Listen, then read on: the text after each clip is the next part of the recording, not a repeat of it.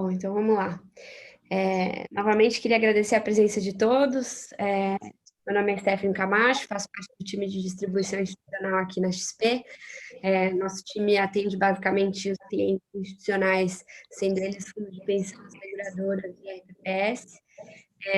Esse aqui é o sexto painel de uma sequência que a gente organizou com o objetivo de trazer mais informações para os clientes institucionais, principalmente os fundos de pensão aqui. Então, nosso principal objetivo dessa série aí, a gente foi tem sido a gente endereçar alguns temas que o pessoal tem questionado muito para a gente em fóruns paralelos, né?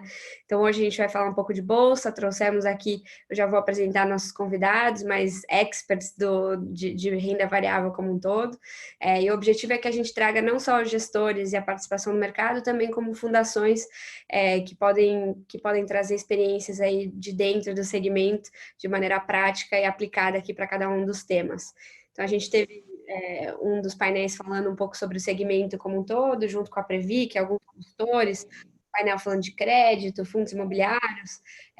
Hoje a gente vai falar de renda variável, amanhã é o último que a gente vai fazer nessa sequência, falando um pouco sobre investimentos no exterior, mas, enfim, desenhamos esses eventos 100% focados e dedicados a vocês, fundos de pensão. Queria só explicar rapidinho como que a gente vai fazer a sessão de hoje, 1h30, basicamente, de discussões aqui, debates, bastante informal. A gente vai dividir aqui, já apresento nossos convidados em comentários de abertura aqui de cada um deles, e depois na segunda parte a gente vai responder as perguntas. Então, se vocês tiverem perguntas que queiram fazer, pode fazer aqui no chat ou só para mim. Enfim, a gente vai tentando responder todas.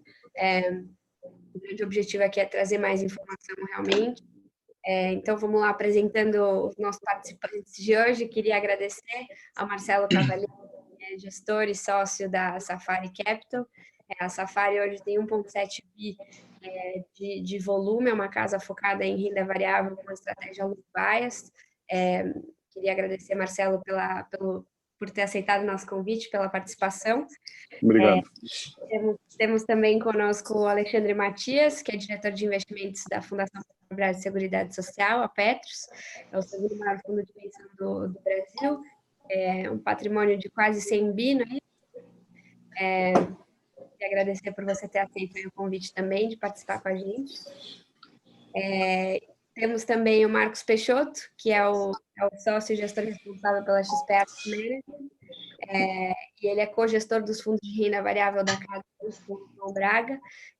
A XP Asset Management tem quase 43 bilhões de reais de patrimônio, dos quais 3,5 bi, me corrija se eu estiver errada no número aí, esse aqui é o fechamento de março, talvez casado com abril, mas é o volume que a gente tem sob gestão, a instituição coordenou esse time. E por último, não Tudo bom? Pedro Sherman, que é CIO e sócio também da Leblon Equities. A Leblon também é parceira aqui do nosso time. Hoje eles têm 2,5 bi de patrimônio, uma casa também focada em ações, com um histórico longo aí de experiência no mercado de ações Brasil. Então, queria agradecer também ao Pedro pela participação, e ao todo o time da Leblon. Obrigado a vocês.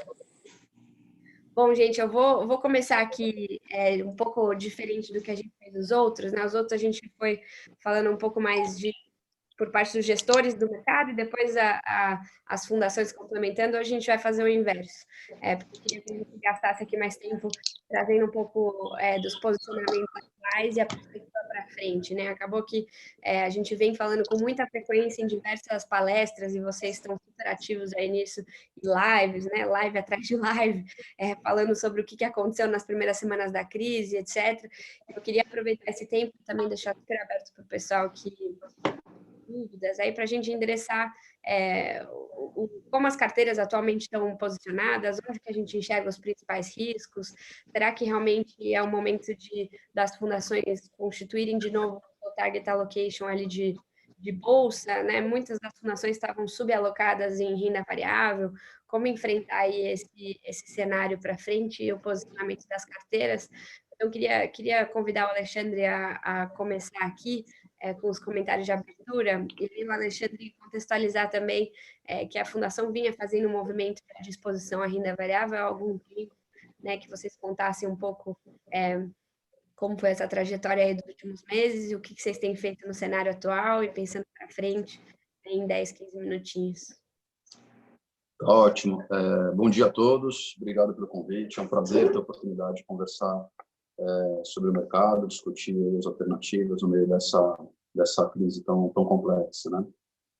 Vou falar aqui rápido um pouco qual que foi a evolução do cenário, da estratégia e o que a gente está pensando daqui para frente.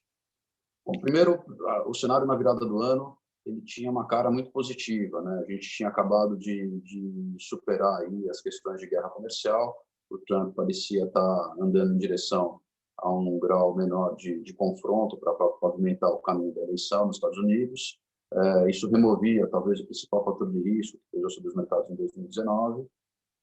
Em termos de economia doméstica, o cenário também parecia muito favorável, né? Na virada do ano até houve uma discussão sobre a perspectiva de crescimento. A Petro sempre teve no campo otimista com relação ao crescimento. A gente viu o crescimento de 2020 andando em direção aí a 2,5 ou mais.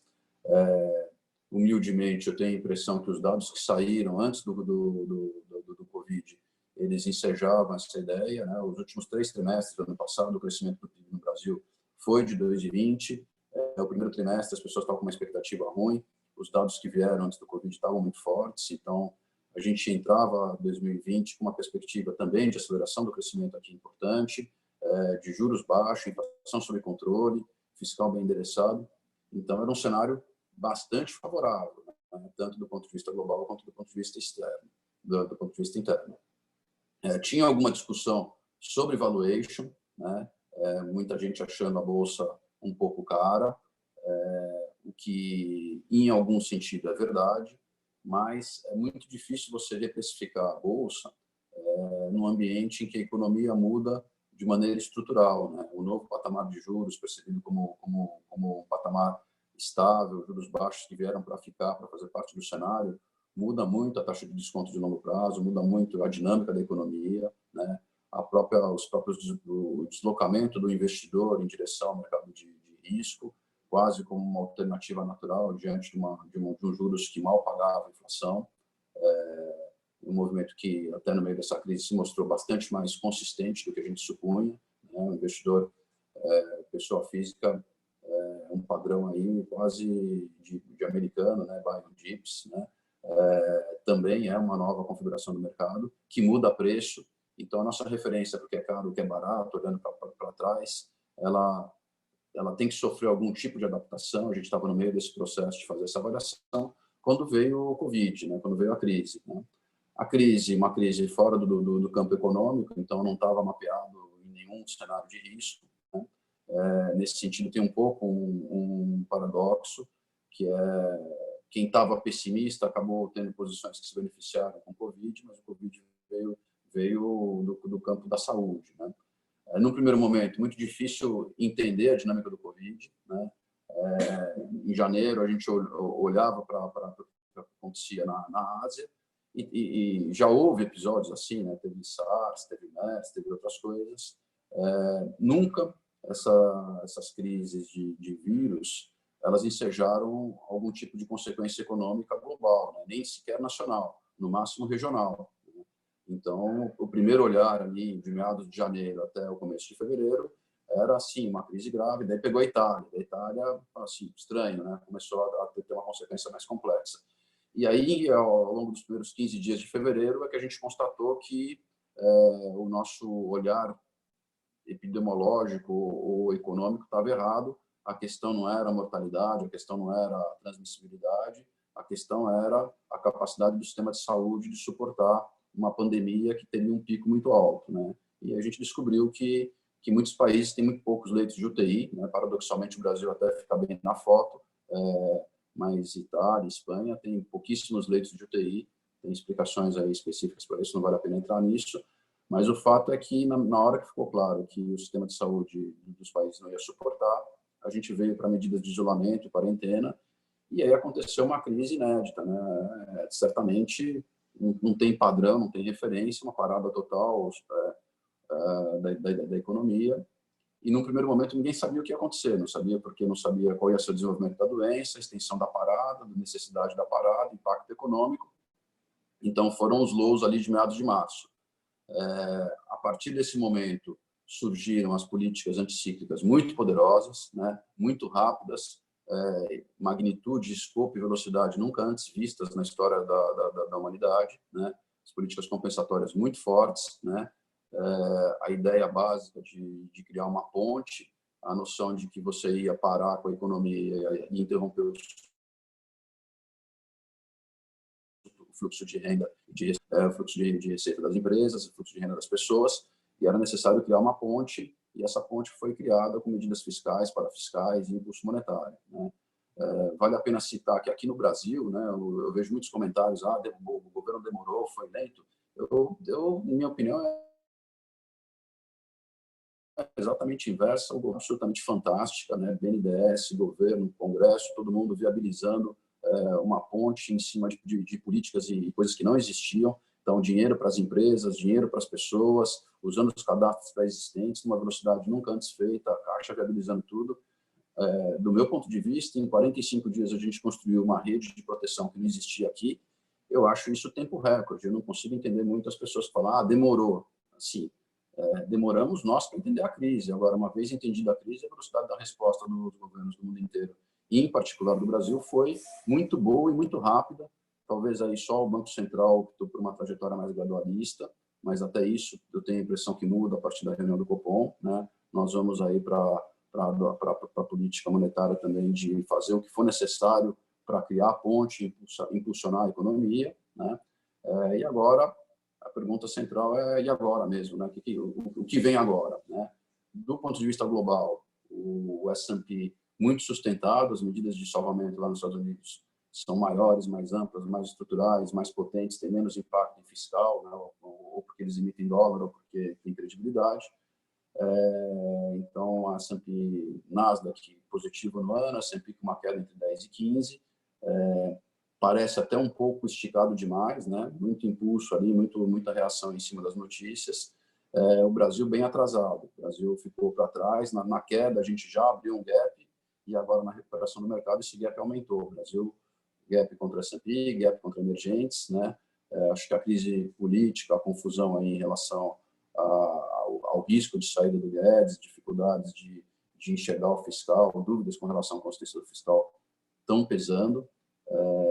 Eu acho importante aqui para aproximar da conclusão, pensar um pouco na fundação. O fiscal é muito importante, o fiscal é a âncora, não tem possibilidade de ter uma política econômica consistente se não tiver âncora fiscal. Eu tenho a impressão que existe esse entendimento por parte do governo, talvez um pouco de mal entendido com relação à necessidade de adotar políticas de impulso, necessidade de dar uma resposta política para as pessoas em termos de gasto. Isso faz parte do jogo político normal, mas eu não tenho preocupação com relação a você ter uma política fiscal mais frouxa em 2021. Tenho a impressão que existe um consenso bastante amplo no Congresso, na sociedade, no governo, de que é preciso ancorar, e a âncora base é fiscal, né? O que fazer a partir de agora, né? Lá na Petros a gente vinha naturalmente olhando para a meta atuarial, são metas, o sistema brasileiro tem metas entre 4% e 5%, as metas da Petros estão em inflação mais 4,5%, né? Na virada do ano isso era uma meta de 8%. Tem um detalhe que eu acho importante entender, da lógica da fundação, e é um pouco diferente do multimercado, é que uma meta de 8% nominal na virada do ano era 200% do CDI. O passivo da fundação são passivos longos, em geral a gente pode pensar em termos de IMA B5+, como uma referência, mas o fato é que o IMA B5+, tem muito risco, quando o cenário piora, você tem uma desvalorização do ativo, né? Então, num certo sentido, o ano passado e esse ano vai acontecer isso, talvez o ano que vem também, as fundações são obrigadas a correr um nível de risco relativamente elevado, sem ter um lugar para estacionar, né? Porque estacionar no CDI, que é metade, menos da metade da meta, é um custo enorme. Então, as fundações elas têm que correr atrás da meta atuarial. Para você fazer isso, você examina o risco da conjuntura, como eu falei no começo do ano, você precisava correr atrás de uma meta arrojada, o risco da conjuntura era baixo, o único ativo que tinha perspectiva de bater a meta era a Bolsa, e aí o sistema inteiro foi para o momento da alocação em Bolsa e foi pego no contrapé no coronavírus. Quando isso acontece, o grande dilema de investidores de longo prazo é não deixar a diluição acontecer, né? Você tem um ponto em que você tem que voltar às compras, analisar, a expressão que o mercado usa, não tem muito sentido a gente tentar adivinhar onde que o mercado para no meio de uma crise, não dá para pegar a faca caindo, mas eu acho que a partir da segunda metade de março, com as medidas lá fora, e aqui a primeira quinzena de abril com as medidas aqui, a gente passou a ter um fundo de poço, o mercado está reagindo a isso. Hoje a gente tem uma perspectiva com relação à economia bastante otimista, eu diria. A convicção ainda é baixa, porque tem muita incerteza, mas a gente está vendo uma queda de PIB nesse ano entre 3,5% e 4%, uma recuperação ano que vem que vai para cima de 5%. O número exato é 3,5% esse ano, 5,30% o ano que vem, né? A gente chama isso de recuperação em forma de V. Na verdade, é um V que se estende no tempo. O nível de atividade de fevereiro só vai ser alcançado de novo no segundo trimestre de 2021, então uma recuperação que leva um ano, ela não é tão rápida, mas as taxas mensais e trimestrais de crescimento elas vão ser muito fortes. E aí a pergunta que fica, talvez para encerrar aqui essa apresentação inicial, é para onde que o mercado vai olhar? Ele vai olhar para os números de atividade que vão ser os piores da história do capitalismo, os resultados das empresas, que o segundo trimestre vai ser o pior da história da Bolsa Brasileira, ou vamos olhar para frente, para o fim do isolamento, para a retomada da atividade, com um pouco de medo ainda de uma segunda onda que ameaça a capacidade de atendimento da rede hospitalar, mas com uma perspectiva de retomada da economia. Se vai ser V ou vai ser U, é uma coisa que a gente vai ter que parametrizar ao longo do tempo. A gente não tem modelo, muito mais uma hipótese do que uma projeção, né? Mas a nossa crença é que, não havendo um aumento de desemprego muito grande, nem o número de falências muito expressivo, as medidas de contracíclicas elas produzem uma ponte bastante razoável, a oferta não foi destruída, a questão toda é quanto de renda e de poupança a gente consegue recuperar a partir do segundo TRI para fazer essa recuperação. Então, o nosso viés inicial é um viés construtivo, a gente acha que tem muita incerteza, tem muita insegurança, mas, em princípio, não houve destruição. 45 dias de parada, a gente analisou meio como sendo o limite que autônomos, pequenas e médias empresas conseguem viver. Eu acho que vale uma nota sobre a política de compensação de renda de R$600, né? A renda média dos autônomos ela não é muito maior do que 1.200. Então, 600, se você considerar que não tem almoço fora de casa, não tem transporte, 600 deixa as pessoas que estão conseguindo ter acesso a esse programa numa renda que não é muito diferente da renda disponível que eles tinham antes. Então, isso é só para ter uma referência que as políticas compensatórias do Brasil, elas foram disponibilizadas muito rápido e elas são bastante abrangentes, né? Então, nosso otimismo advém daí. Óbvio, como não tem modelo, não tem padrão, a gente tem que olhar agora os dados que vão saindo na margem para ver como evoluir o desemprego, né? Nosso limite de desemprego seria um delta de 3 pontos que permite aí você pensar nesse modelo de recuperação. Então, a gente está olhando para o futuro com otimismo e já olhando como repor a alocação que foi diluída com essa redução, né? O movimento sendo feito com muito cuidado, avaliando o risco, olhando para o passivo. A Petz tem vários planos, cada plano tem uma característica, mas basicamente o desenho do cenário é esse, ou seja, olhando para 2021 é um horizonte que se recompõe, uma economia que se recupera, e os ativos para uma economia que se recupera eles estão bastante descontados, né? Vai ter volatilidade, os movimentos táticos vão olhar para isso, mas o olhar de médio e longo prazo ele passou a ser construtivo a partir da hora que a gente identificou que as medidas, que o isolamento está no fim, e que as medidas compensatórias elas produziram uma ponte que, se não é perfeita, ela é bastante razoável. Perfeito, obrigada, Alexandre.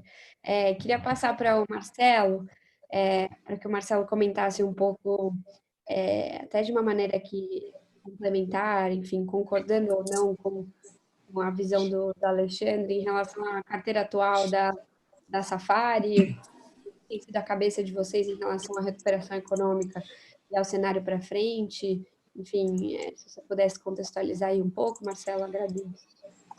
Tá, bom, vamos lá.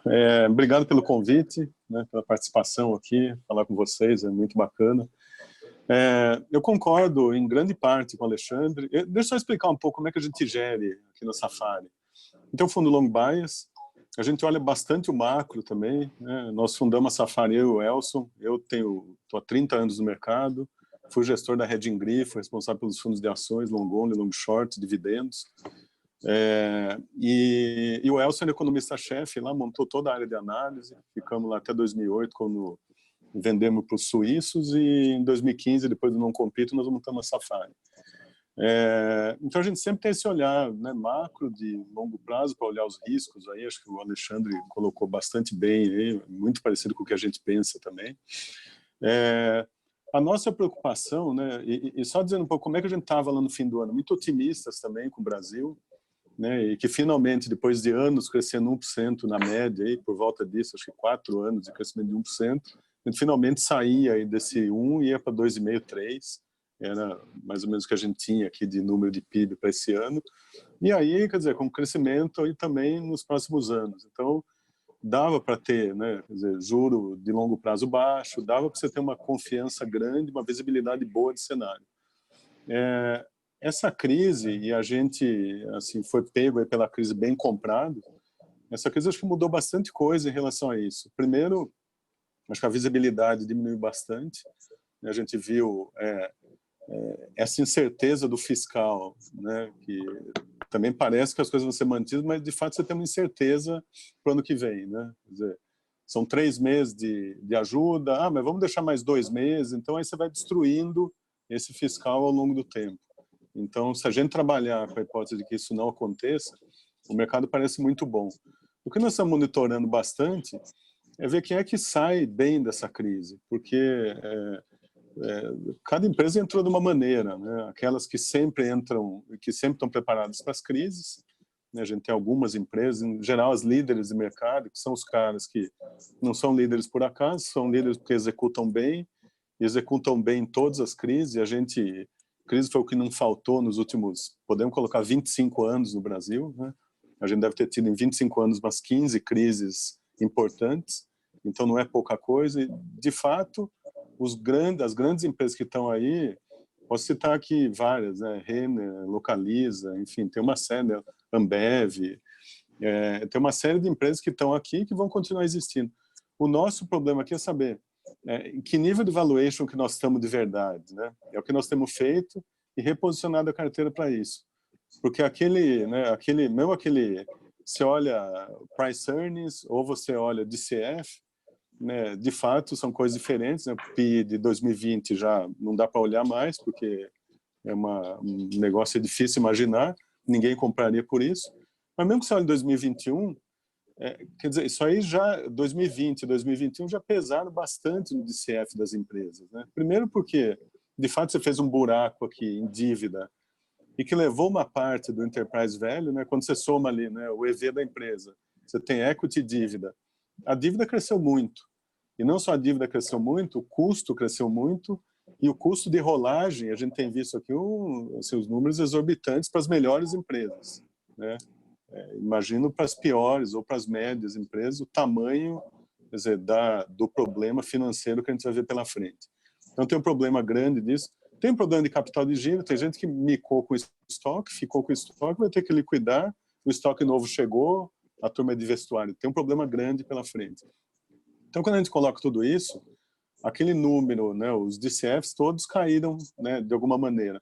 Alguns mais, outros menos, mas o que nós estamos fazendo é reprecificando essa nossa carteira e voltamos para aquele, eu diria assim, que é back to basics, né? Então, onde é que a gente tem menos risco? Então, considerando essa incerteza que o Alexandre apontou e que eu concordo, que a gente tem de cenário, onde é que eu tenho menos risco para ficar posicionado? Então, eu acho que faz mais sentido isso do que nesse momento ser herói e ir para aquelas empresas que, olha, não tenho tanta certeza, mas pode ser que dê.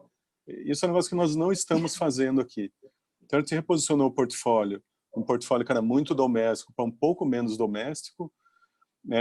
Temos muita coisa de e-commerce hoje, que a gente acha que... A gente já gostava, temos a Magazine Luiza desde 2016, pegamos lá no começo, vendemos, a gente vende e compra posições com uma certa frequência.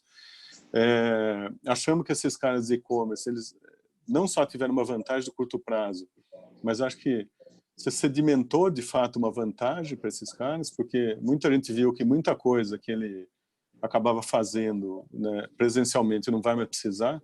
Eu preciso ir sábado de manhã no supermercado fazer compra, pegar o Carrefour lotado e ficar na fila 3 horas, perder o sábado de manhã.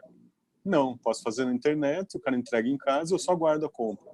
Eu acho que muita coisa vai mudar, não só nisso, mas em várias outras coisas que muita gente, não só o pessoal mais novo, o pessoal mais velho, até que nunca comprou, vai começar a comprar. Então, e-commerce é um negócio que ficou importante na carteira.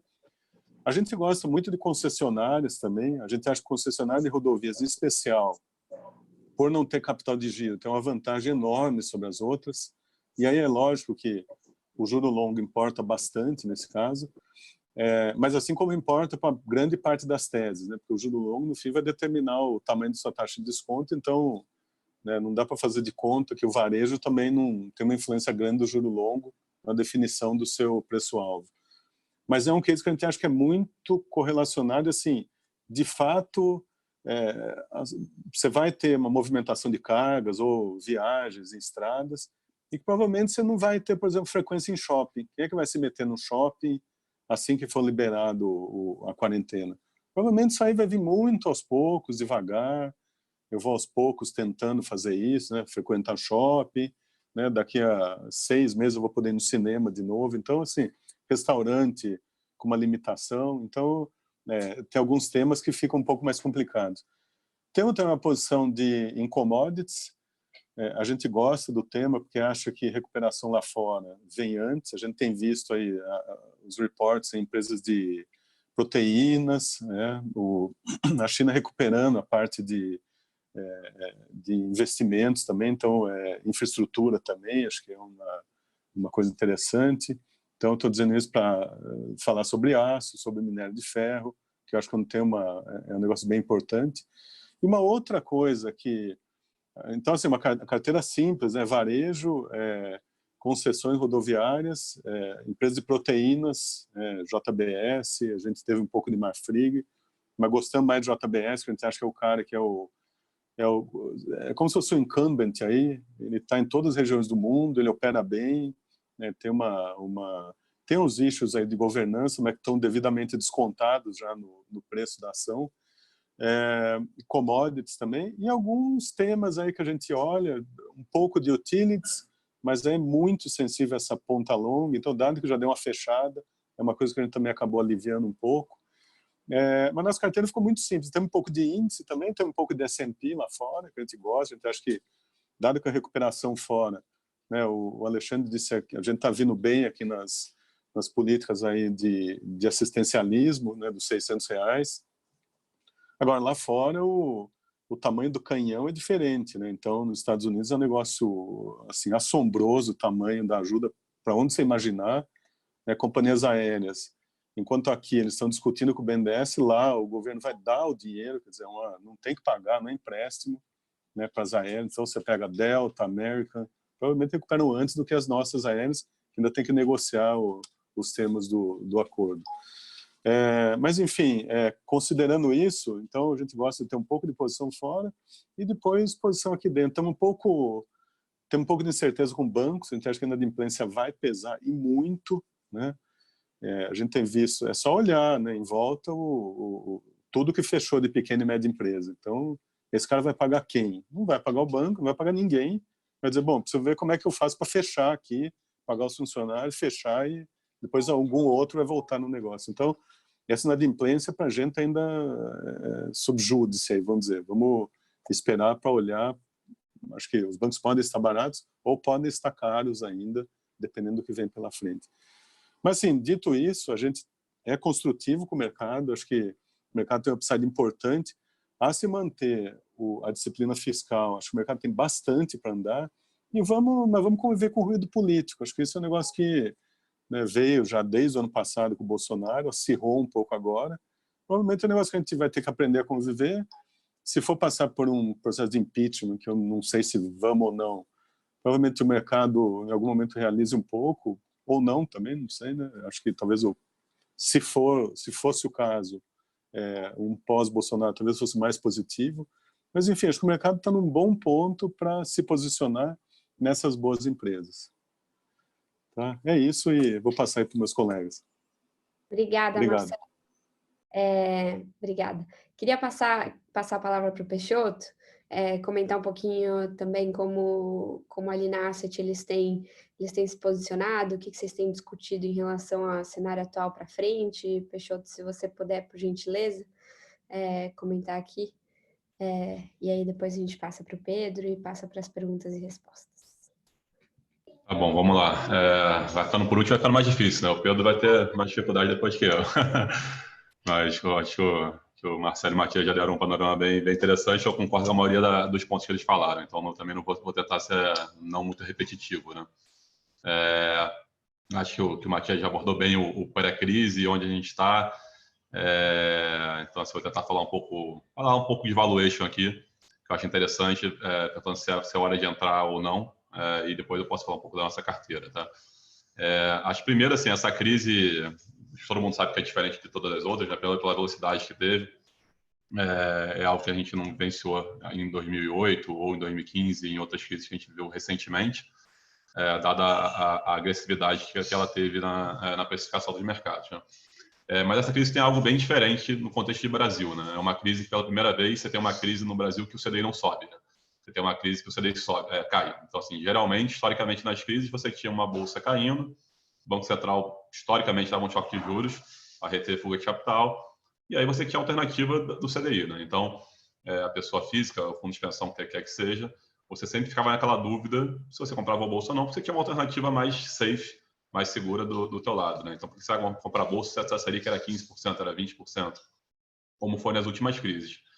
Agora você olha para o lado, você é uma bolsa caindo 30% e você vê uma Selic que está indo para 3%, 2%, ninguém sabe para onde vai terminar, mas que parece que vai ser abaixo dos 3,85 atuais. Então, assim, é uma crise que você não está gerando fuga de recursos aqui no Brasil, né? Você teve um aumento de CPFs no mês de março na Bovespa, algo que eu acho que ninguém imaginava.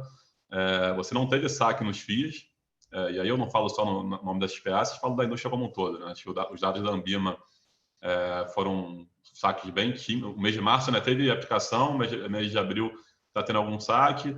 Aqui na XP, falando como casa, né, a gente teve fluxo positivo para FIAs tanto no mês de março quanto no mês de abril. Então, assim, é algo totalmente surpreendente. Eu estou aqui na XP desde 2013, então, assim, vivenciei períodos ruins de bolsa, que a gente não captava nada para a FIA, não só nos nossos fundos da Asset, como da fundos terceiros.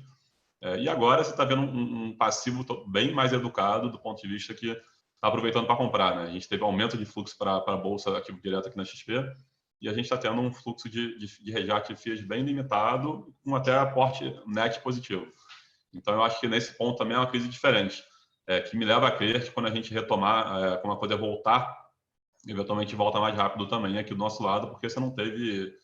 as pessoas talvez são mais educadas, né? É algo que a gente não imaginava que fosse acontecer. É outro ensinamento dessa crise para a gente. Por incrível que pareça, onde teve mais saque na indústria foi em renda fixa, né? Foi no fluxo de caixa das pessoas. As pessoas estavam de caixa, pagar a conta da empresa que fechou, porque fossem receber salário, seja o que for, as pessoas rejetaram do veículo mais líquido, né? Então, isso teve os efeitos indiretos em crédito, a gente pode falar depois, mas o fato é que para a indústria de bolsa, isso é um privilégio, né? A gente teve, na verdade, a gente continua tendo bastante resgate de estrangeiro, todo mundo está vendo os dados ali da Bolsa sair da recorde de estrangeiro, né? Isso é algo que assim, é impossível prever, todo mundo achava que fosse entrar fluxo quando a Previdência foi aprovada, a Previdência aprovou, não entrou, depois todo mundo achava que fosse entrar dinheiro quando o PIB fosse começar a crescer, o PIB ia começar a crescer, mas não vai mais, então acho difícil a gente tentar prever quando que o estrangeiro vai entrar. É sabido que o Brasil lá fora não é naturalmente bem visto, né? Você tem aqui essa confusão toda política, você tem um rumor para emergente de forma geral ruim no mundo como um todo. Você teve crise recentemente na Argentina, no México, África do Sul,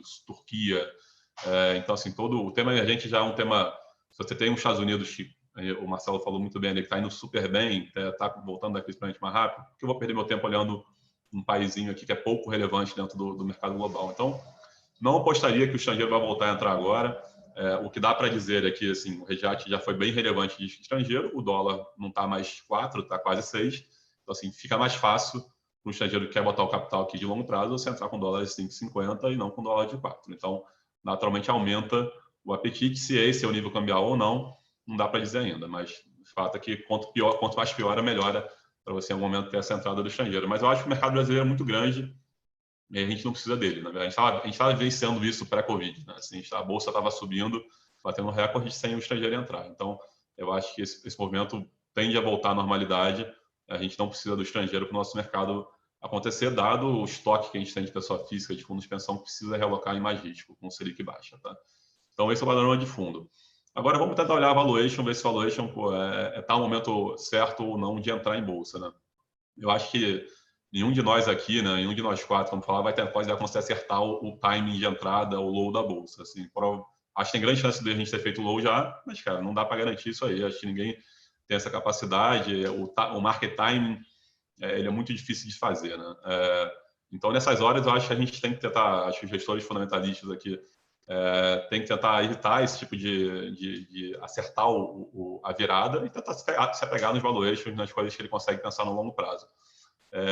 Quando a gente olha a distorção do Brasil relativa ao resto do mundo, naturalmente, claro que os Estados Unidos vai recuperar antes, claro que tem países melhores que a gente nessa pandemia, mas no relativo, todo mundo acompanha, o Brasil é a pior bolsa do mundo, a pior moeda do mundo, então assim, o Brasil apanhou muito mais. Né?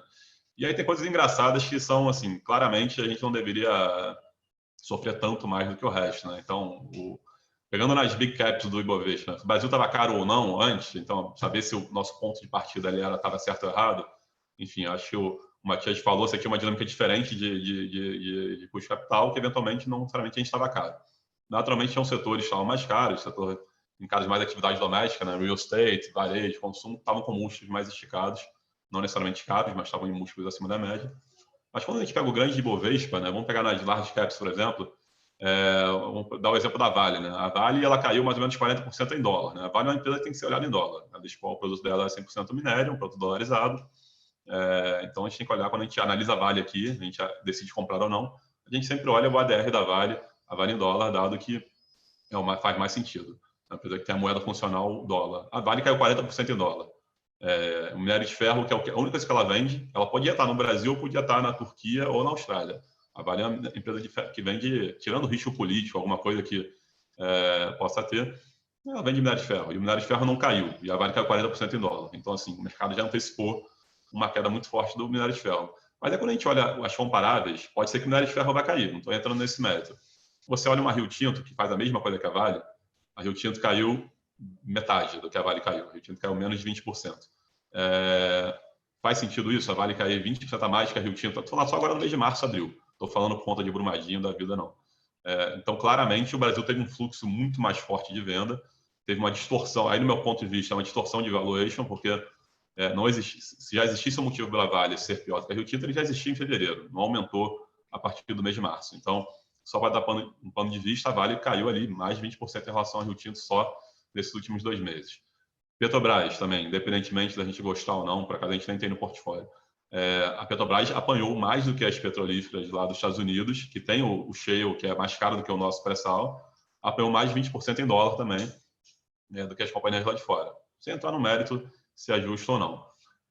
O setor de bancos, que o Marcelo até comentou, naturalmente a gente sabe que a inadimplência vai subir, vai ser um ano bem ruim para o setor, mas o setor de bancos do Brasil caiu também 20% a mais, assim, o 20% é uma média geral em dólar do que os bancos dos Estados Unidos e da Europa.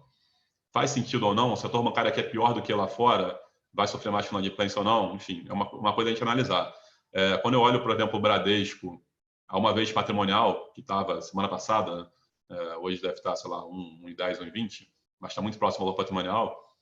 O que o mercado quer me dizer? Então, quando eu penso no longo prazo, né? E aí, vamos tirar fintechs da vida, vamos tirar outras discussões que a gente pode ter depois, para não me alongar muito, mas quando o mercado diz que um banco negocia valor patrimonial, ele diz que o banco vai ter um retorno sustentável igual ao custo capital para o resto da vida.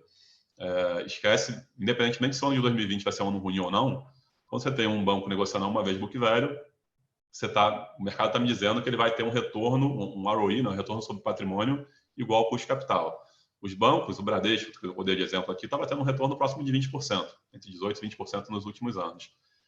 pô, será que o nosso custo de capital vai ser 18%, 20%? Me parece bem improvável, dado a Selic que a gente está vivenciando. Tá? Será que o retorno estrutural vai ser dessa magnitude? Me parece que não. Assim, acho que os bancos vão ter, eventualmente, até um ano de lucro zero. É possível? É possível. Mas, quando a crise voltar, o oligopólio continua. Eventualmente, vão estar até mais fortalecidos contra as fintechs do que estavam antes, né, por causa de capital. Então, não me parece que o retorno estrutural tenha mudado de 2 meses para cá. Então, quando você vê uma precificação tão agressiva no setor, me parece também que foi exagerada. Pô, quando é que você acha que vai voltar isso aí? Não sei. O movimento para bancos, por exemplo, é ruim, a gente sabe que os resultados vão ser ruins. Não sei quando volta. Mas quando eu penso aqui no meu posicionamento na física, né, e dos fundos, pô, será que eu vou vender bolsa agora que o cenário está ruim? Quando a gente olha no preço, me parece que não. Olhando com um horizonte de 1 a 2 anos, me parece que tem muita coisa precificada. Acho que não vale tentar acertar quando é que as coisas vão melhorar. Mas, sem dúvida, me parece que eu tenho uma convicção assim, razoável que quem segurar por 1, 2 anos vai ter um retorno positivo, assim, pelo menos, com certeza, acima do CDI. Né? Isso dá para ter bastante certeza. Eu acho que é isso, assim, né? O plano de fundo geral, assim, em relação ao nosso portfólio, depois a gente pode entrar mais em detalhe, mas a gente acabou se movimentando bastante também nessa queda. Eu acho que o mercado ali no início caiu todo mundo muito parecido, né? A bolsa caiu 40% cross the board, então tanto empresas defensivas, setor de utilities, tanto empresas exportadoras como a Vale e Suzano, quanto empresas de varejo. Então não faz muito sentido tudo cair igual. Naturalmente foi uma queda ali de fluxo, venda forçada, então a gente aproveitou para mudar um pouco a nossa carteira. A gente aumentou também a parte de exportadoras. Não é nenhuma visão que o dólar vai subir mais do que está, mas você teve essa distorção, né? Tanto na Vale, que eu já comentei, a própria Suzano também no início da crise tinha caído lá 40%, sendo que o dólar mudou de patamar, e a celulose também está num cenário de suprimento mais apertado do que outras commodities. Então a gente aumentou a Suzano, aumentou a Vale, a gente também aumentou a posição em exportadoras de frigoríficos, como a Marfrig e a JBS, que o Marcelo Fulante também comprou nessa queda. Acho que são setores que são menos sensíveis, as pessoas não vão deixar de se alimentar, e o dólar para cima, naturalmente, é um cenário positivo.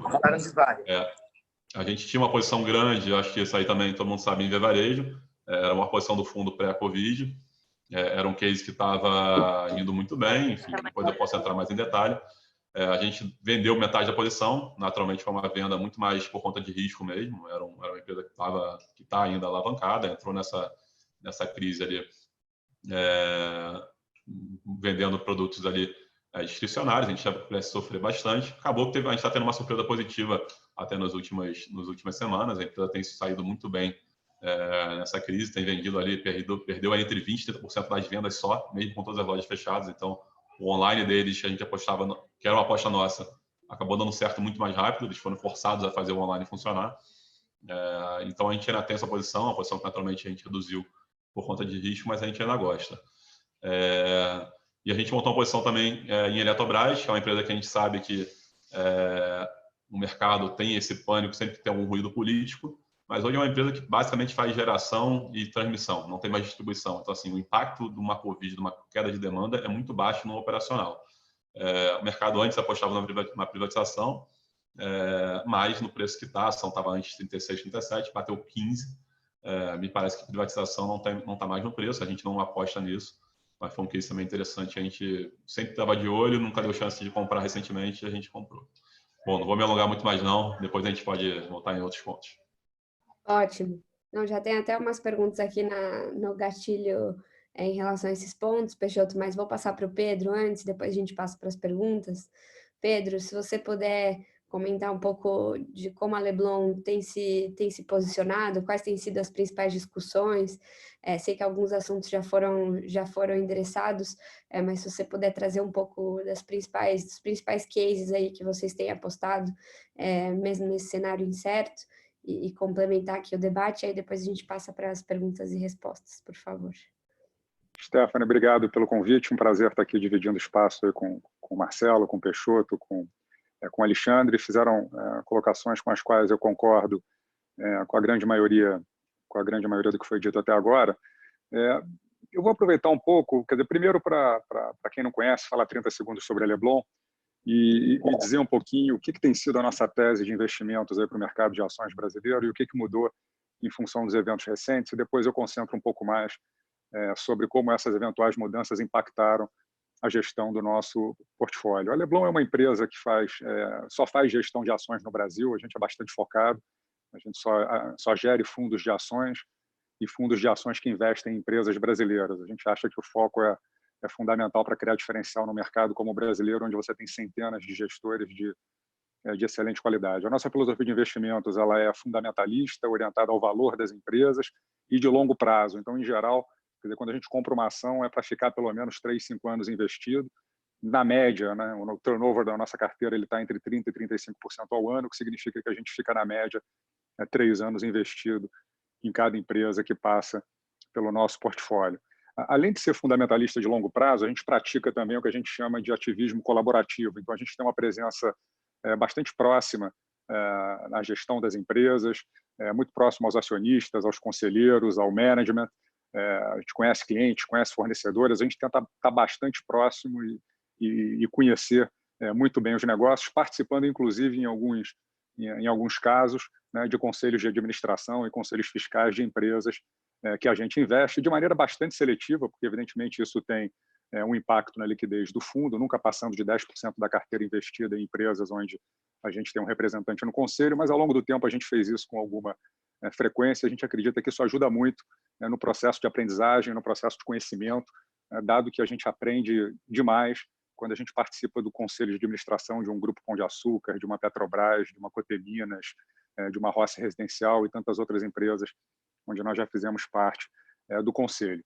Voltando ali à nossa tese de investimentos para o mercado, ela segue sendo muito parecida com o que ela era em 2016, e talvez o que esteja acontecendo agora seja uma segunda chance para quem não se posicionou ali em 2016, 2017, a se posicionar. Eu acho que isso vale muito para o investidor institucional brasileiro. Né? O Brasil, em função do nosso histórico de taxas de juros elevadas, ele criou uma distorção quando você compara ali a distribuição dos ativos dos nossos fundos de pensão com os ativos dos fundos de pensão mundo afora.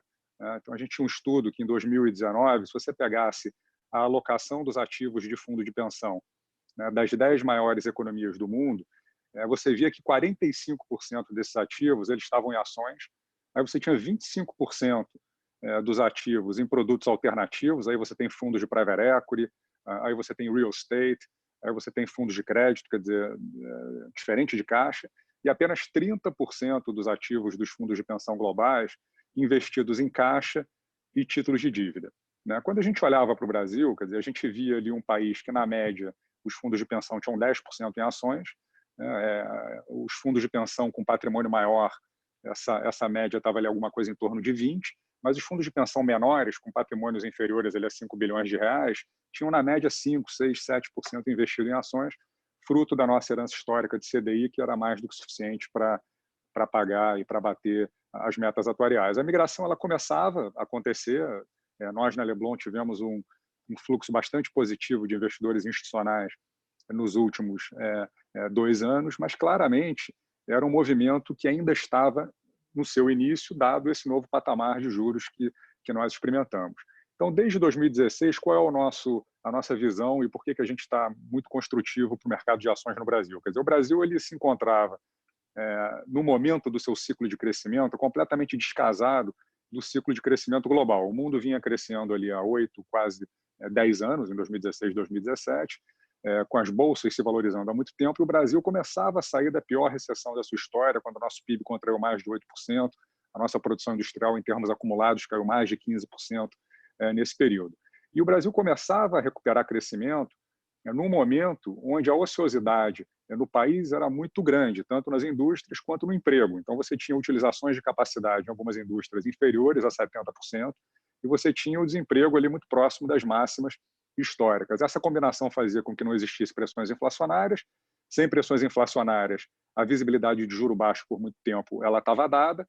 O juro baixo tem um impacta de diversas formas o investimento. Quer dizer, por um lado, ele melhora o resultado das empresas na medida em que diminui despesa financeira, ele permite que as empresas trabalhem com uma alavancagem um pouquinho maior, na medida em que o custo financeiro sobre a geração de caixa diminui quando o juro cai.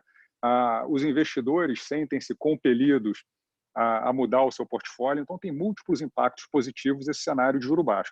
E o valuation lá atrás era muito interessante, 2016, 2017, quer dizer, não quando a gente olhava ali os lucros correntes, mas quando a gente olhava o potencial de lucro das empresas. E é importante lembrar sempre que, quando a gente investe em bolsa, a gente está investindo na elite empresarial brasileira. O Brasil é um país que tem centenas de milhares de empresas e só algumas centenas conseguem chegar na bolsa. É muito difícil chegar na bolsa no Brasil, né? Isso é tema, inclusive, para uma outra conversa longa. Mas o fato é que é muito difícil. E quem chega são os melhores. E os melhores, nos momentos difíceis, eles não ficam parados. Então, essas empresas, em geral, elas se prepararam muito ali nessa fase 2012, 2016, sendo que, potencialmente, na nossa visão, elas estavam até mais rentáveis, quando evidentemente, o ciclo econômico virasse e a economia voltasse a performar ali um crescimento de 2%, 3% ao ano. Muito provavelmente, nesse cenário, a gente veria essas empresas com níveis de lucratividade e margens bastante superiores aos níveis de lucratividade e margens que elas experimentaram na última fase boa do nosso ciclo de crescimento econômico, que foi 2010 até o ano de 2012. E, por fim, nós víamos um upside muito grande também nos fluxos, tanto internos quanto externos. Internos, na medida em que, em 2016, 2017, a participação de pessoas físicas na Bolsa era muito pequena, o percentual em ações, né, da indústria de fundos era muito pequeno, as fundações estavam muito pouco investidas, e quando a gente olhava para o estrangeiro, a alocação deles em ações brasileiras era ridiculamente baixa, até em termos históricos. Então, o Brasil chegou a representar algo em torno de 2% dos portfólios globais de ações no ano de 2010, e o último número que a gente tinha era de 0,4%, quer dizer, uma posição 20% do que já foi no passado, então isso era um upside relevante.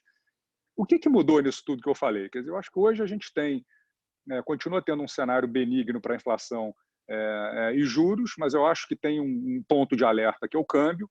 A gente tem um câmbio hoje num patamar que, se mantido, ele naturalmente, em algum momento, vai trazer alguma pressão inflacionária e vai levar a um dilema.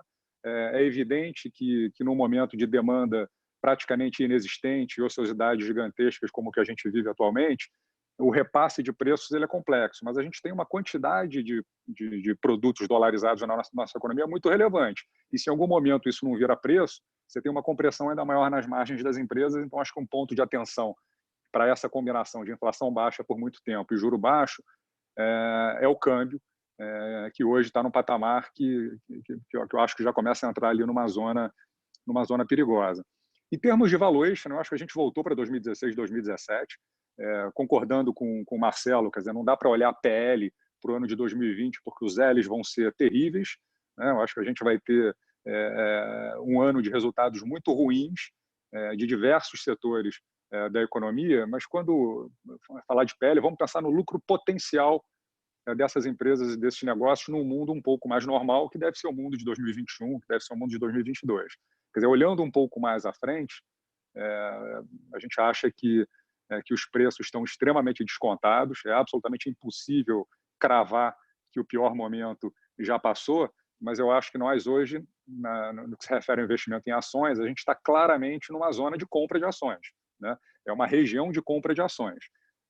De uma maneira geral, o fato da Bolsa ter caído 30% em função do evento coronavírus, que é um evento que tem uma característica cíclica e que, embora a gente não saiba se esse ciclo se completa em alguns meses ou se ainda vai demorar um ano e meio até que a gente tenha alguma vacina e o risco de uma segunda onda de contágio seja absolutamente descartada, é fato que a gente não está falando mais do que um ano e meio de prejuízo aos resultados das empresas.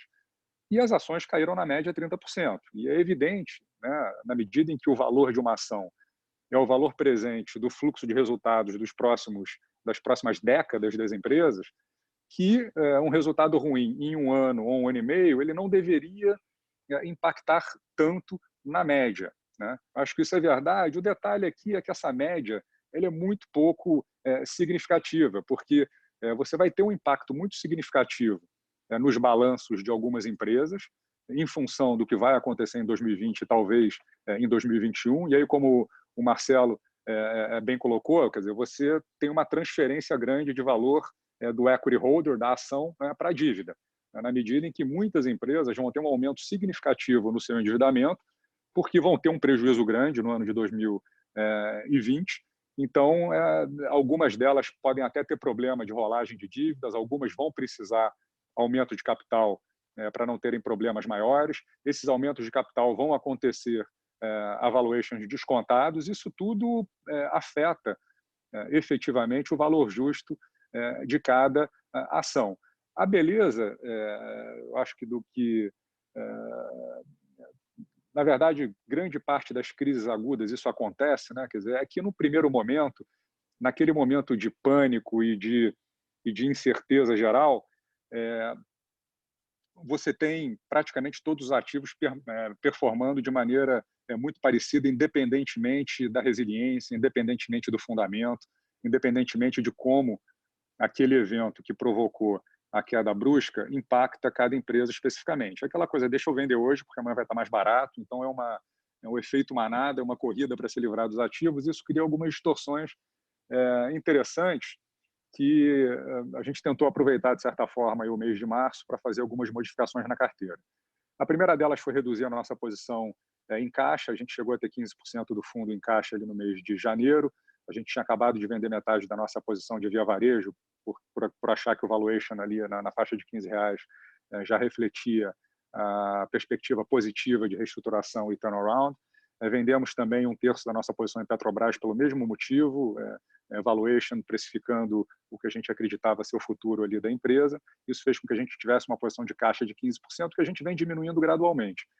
Além dessa diminuição gradual e sem pressa e sem heroísmo, né, do nosso caixa, a gente fez algumas modificações na carteira. Então, a gente vendeu completamente a nossa posição em Via Varejo, a gente vendeu também a nossa posição em Guararapes e vendemos também a nossa posição em Lojas Renner, que era uma das posições mais longevas do nosso portfólio, na verdade, a mais longeva de todas. A gente era investidor de Lojas Renner desde o ano de 2008, sendo que Lojas Renner, inclusive, foi uma das 3 principais contribuições para a nossa performance desde o início do fundo, que é uma performance aí de 300% desde 2008, num período onde o Ibovespa rendeu 58% e com uma volatilidade bem menor do que a do índice, inclusive nesse período. Mas a gente entende que, e aí acho que isso se aplica principalmente à Via Varejo, né, que tem uma estrutura de capital um pouco mais frágil do que quando você compara com uma Loja Renner ou com uma própria Guararapes. Quer dizer, a Via Varejo é uma empresa que está passando por uma transformação fantástica, né? Depois da venda ali das ações do Grupo Pão de Açúcar, cuja posição de controlador implicava numa série de conflitos ali no dia a dia que preveniam Via Varejo de desenvolver todo o seu potencial. Quer dizer, com a saída do Grupo Pão de Açúcar numa operação super bem estruturada lá pela XP, e a nomeação de um novo CEO extremamente capaz e de uma diretoria extremamente capaz, eles vinham num ritmo encorajador ali no processo de reestruturação da empresa, uma reestruturação desafiadora, na medida em que a empresa tinha margens operacionais ali próximas a zero e precisava chegar a pelo menos 7%, 8% para gerar retorno sobre o capital investido. Uma alavancagem que, na maneira como a gente gosta de olhar a alavancagem, preocupava um pouquinho, porque a gente considera recebível de cartão de crédito descontado e crédito direto ao consumidor ou como dívida ou como detrator de EBITDA. Então, independentemente de como você coloque na conta, mas acho que tem que colocar na conta, é uma empresa relativamente alavancada que precisava fazer uma reestruturação relativamente rápida. A gente achava que ela conseguiria, mas o desafio agora aumentou brutalmente. Então, o risco efetivamente aumentou, não significa que eles não vão conseguir fazer, mas por esse aumento de risco a gente optou por vender. Vendemos também Guararapes e Lojas Renner, como eu mencionei, e compramos algumas empresas que vão passar praticamente incólumes pelo problema dos próximos um ano e meio, notadamente as exportadoras. Então, a gente aumentou nossa posição em Suzano, que chegou a estar caindo 40% em dólares no momento mais agudo da crise. A Suzano ainda tem o benefício, né, da sua commodity, que é a celulose, hoje está precificada muito perto ali dos lows dos ciclos históricos, o que dá um conforto adicional para o investimento no momento em que o preço começa a demonstrar ali alguma recuperação. Aumentamos o nosso investimento também em Rumo Logística, que também, na nossa visão, passa relativamente incólume pela crise, transporta grãos do Centro-Oeste para o Porto de Santos. O Brasil é extremamente competitivo na agricultura e continuará sendo nas próximas décadas, e ela não tem uma competição muito relevante ali naquele trajeto. Ela compete com o caminhão e, ao longo do tempo, ela ganha market share. num mercado onde o Brasil ganha market share consistentemente ao longo do tempo. A ação caiu bastante também no momento mais agudo da crise. Compramos um pouco mais de BR Foods também. Compramos Natura, já era uma posição histórica do fundo, mas agora ela está ali entre as 5 maiores. É uma das empresas que se beneficia brutalmente da aceleração da digitalização dos canais, que acho que o Via Varejo está experimentando, o Magazine Luiza está experimentando.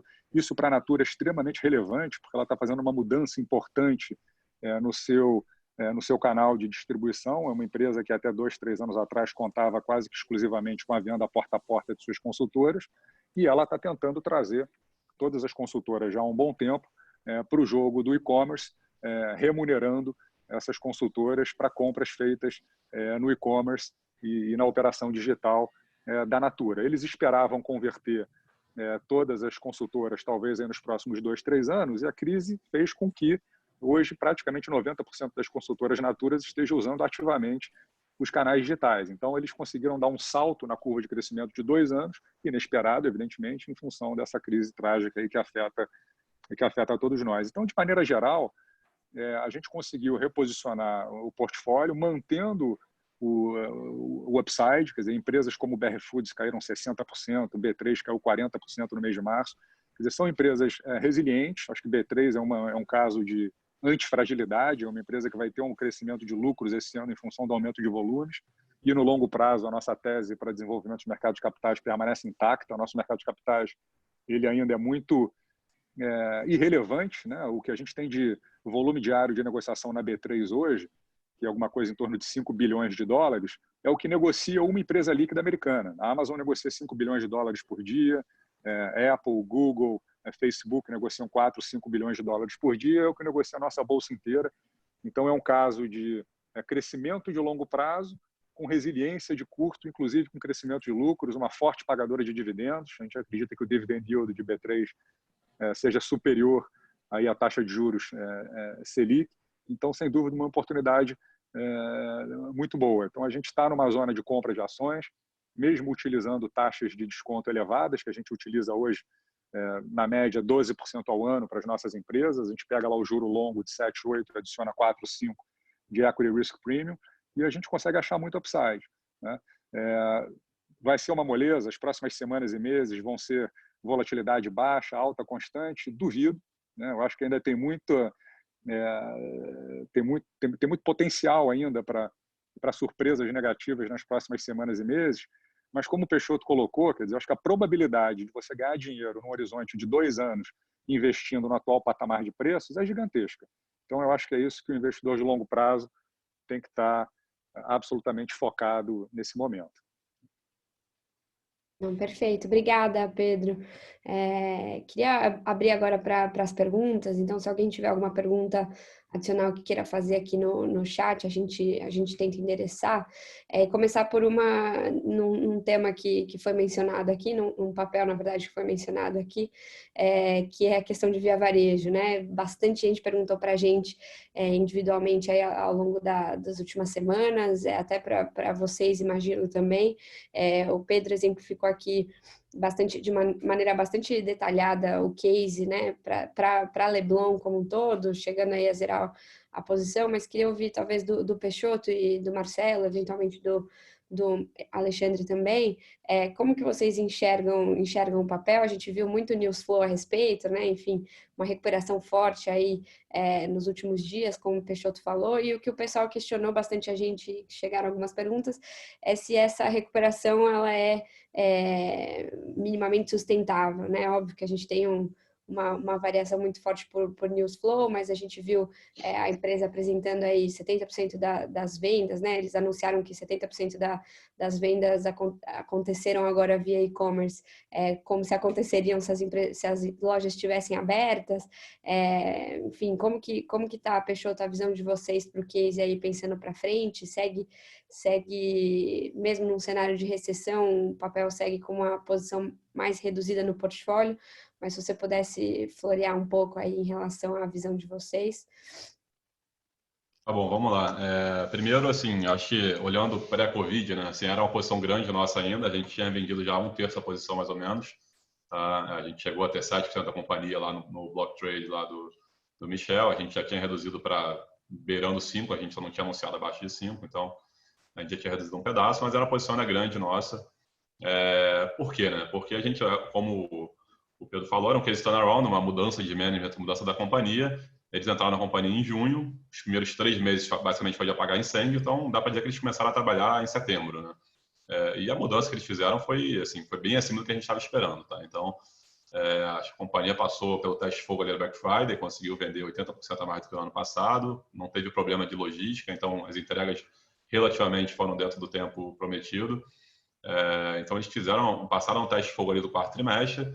O primeiro trimestre, pelo que eles vinham indicando nas reuniões de investidores, estava vindo muito forte, crescendo acima de 30% também no online. Lembrando que eles estavam caindo 20% venda no online quando eles pegaram a companhia, né? Então eles saíram de menos 20 para mais 30. E estavam voltando a crescer na loja física. Então, apesar da gente saber também que era uma empresa alavancada e etc e tal, a gente viu um timing, um momento de mercado ainda muito bom e justificava essa posição grande do fundo. Veio o Covid, naturalmente a gente reduziu ali metade da posição. A gente também faz parte do conselho, então a gente ficou restrito durante um bom tempo ali. A partir do momento que a gente deixou a restrição, a gente reduziu a posição. Basicamente por uma questão de risco, né? Então, não é que a gente não confiasse mais na companhia. Muita gente questionou a gente, porque foi um anúncio público, né, a gente ter reduzido. Mas teve, acho que, 2 motivos, né? O primeiro motivo é a concentração do portfólio, né? Eu acho que quando a bolsa está mais cara, a bolsa estava ali 120 mil pontos com poucas oportunidades, principalmente no mercado doméstico, fazia sentido a gente concentrar a carteira em que a gente ainda viu uma distorção de valuation, principalmente no comparativo, né? Quando a gente comparava a Varejo com a Magazine Luiza, com o Mercado Livre, com o B2W, com Peers, que tem a participação de online, né? Por mais que ela tenha ainda, ela era pequena no online, a gente ainda viu um gap de valuation relevante, então fazia sentido concentrar. Uma vez que a bolsa cai todo mundo 40%, e que a gente viu essas distorções de valuation acontecendo, a gente não sentiu necessidade de concentrar mais o portfólio e preferiu pulverizar. Então, um pedaço da venda foi para pulverizar mesmo o portfólio e comprar outras ações que ficaram distorcidas. E o outro motivo, não tem como a gente negar, que é uma empresa que vende estar no varejo, que tem todas as lojas fechadas do dia para a noite. Então, essa área que a gente não sabia o que ia acontecer. Então, faz sentido por risco a gente ter posição menor. Passado 2 meses, né, do Covid, o que a gente está vendo? Como você comentou, a empresa sofreu relativamente bem pouco. Na nossa análise que a gente fez inicial, a gente colocava vendendo praticamente zero nos primeiros meses da Covid, né, vendendo só os 20% que eles tinham de venda online. Eles fizeram um trabalho muito bom, eles foram forçados ali a fazer a parte do e-commerce acelerar. Então, basicamente, tem certas mudanças que uma crise que gera ali uma mudança forçada, né? Aqui na XP a gente está vivenciando uma empresa totalmente de home office que a gente nunca parou para pensar que dá para fazer. Então, e na Via Varejo foi a mudança forçada para o e-commerce. Então, quando a gente vê hoje se é sustentável ou não, isso que você comentou, né? Se a empresa basicamente triplicou as vendas online, então saiu de 20% das vendas para 60%, 70% das vendas esperadas, né? Porque a parte da loja física está basicamente zerada. Tem alguns motivos para essa venda, né? Primeiro, os competidores todos fecharam suas lojas físicas. Então, tem muitas lojas, menores principalmente, que não tem o online funcionando. Então, você diminui o potencial de pessoas que podem vender. Então, só pode vender quem está no online. Então, naturalmente, você já diminui bastante o mercado endereçado. Por mais que a demanda por produtos, principalmente de linha branca, eletrodoméstico, tenha caído, você também diminui a oferta, né? O número de pessoas que vendem. Então, ela tá se apropriando dessa menor oferta de produtos do mercado. O outro ponto foi que você também teve uma compra realmente melhor do que esperado desse tipo de produtos. Tá? A gente imaginava que numa crise dessa, o brasileiro naturalmente fosse poupar mais, fosse gastar mais em produtos básicos, no arroz, feijão, produtos de limpeza. Todo mundo achava isso no início da crise, né? E por incrível que pareça, quem está vendendo menos nessa crise, no relativo, né, é Mercado Livre. Então, que é uma empresa que está mais direcionada ao ticket mais baixo. Né? Então, a B2W e a própria Magalu e a Varejo estão vendendo bastante. Então, você tem um efeito ali, um on-off, das pessoas se equipando para o home office, né? Comprando computadores, comprando celulares melhores, comprando televisão. Tem um pedaço disso, claro, que é efeito on-off, a gente não sabe quanto tempo dura. Mas também diz que, cara, a propensão do consumo do brasileiro realmente a consumir ela é alta, né? Mesmo numa crise a gente não consegue poupar. Então, acho que surpreendeu a gente positivamente, tá? Então, assim, quando a gente olha daqui para frente, o que a gente pensa da empresa? A parte digital, porque assim, a gente tem 2 formas de avaliar, né, uma empresa dessa de varejo, né?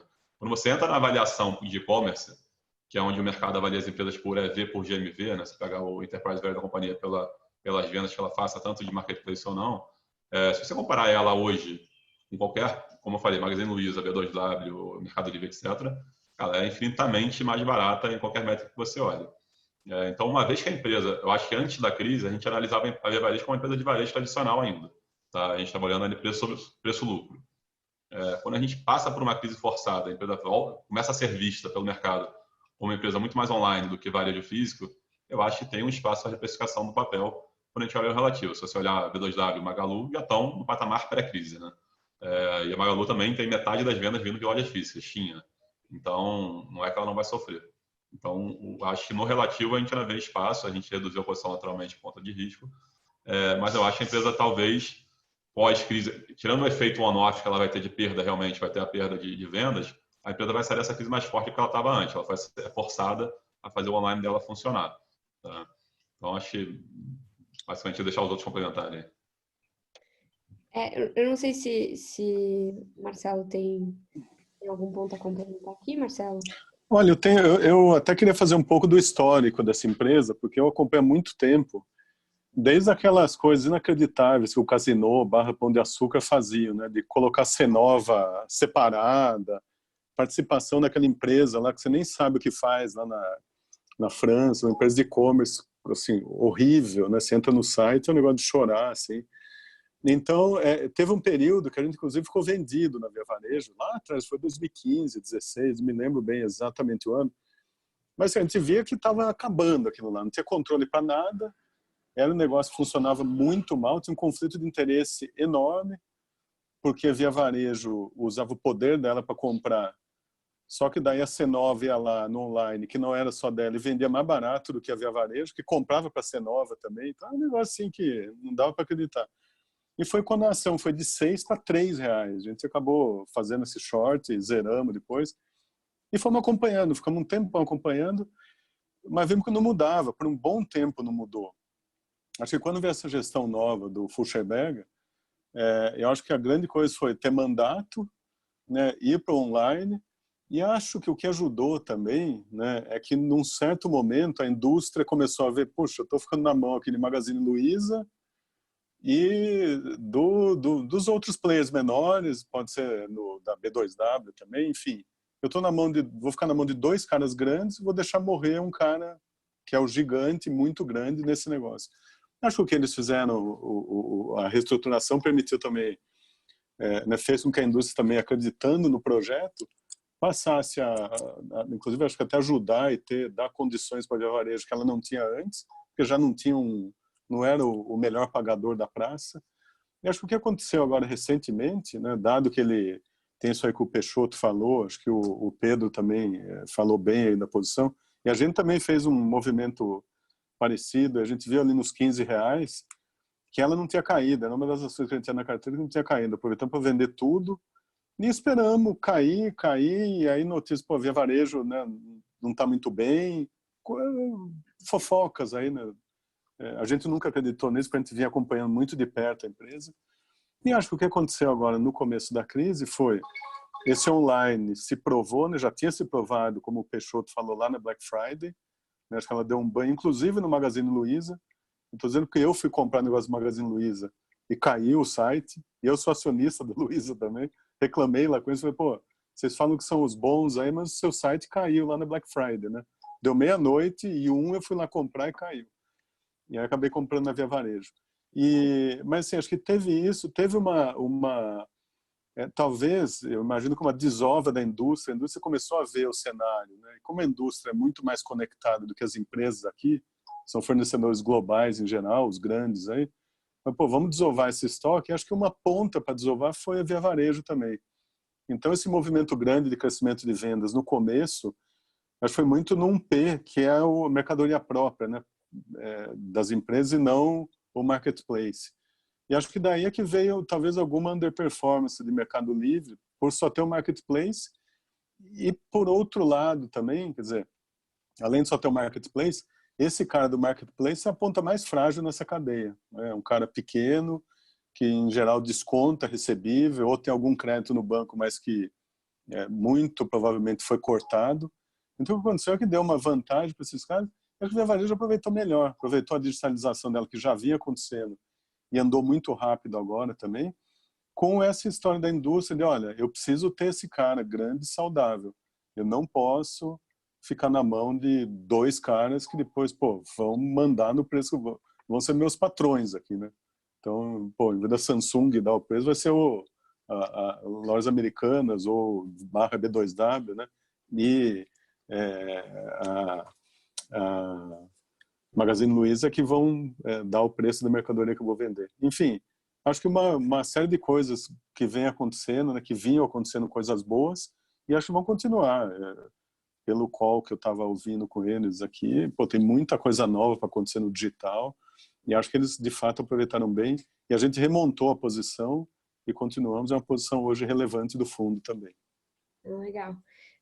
Obrigada, Marcelo. Eu queria mudar a pergunta agora para você, Alexandre, porque a gente já de maneira indireta, eu acho que respondeu, mas eu acho legal a gente falar aqui de maneira objetiva. Até recebemos uma pergunta de maneira bem objetiva para responder, que é, poxa, pensando aí nos investimentos de longo prazo de uma entidade fechada, se realmente é o momento, mesmo com o cenário incerto do futuro, delas reconstruírem aí a posição em renda variável, a alocação em renda variável, como você bem mencionou no começo, mas eu queria que a gente tentasse ser um pouco mais objetivo aqui. Você dividiu da tua percepção que sim, né? Enfim, obviamente com parcimônia e tudo mais, mas dado que veio novamente a pergunta, eu queria que a gente endereçasse aí, se os gestores também tivessem algo a complementar, e aí a gente volta aqui, que tem algumas perguntas sobre política e setores que a gente pode endereçar.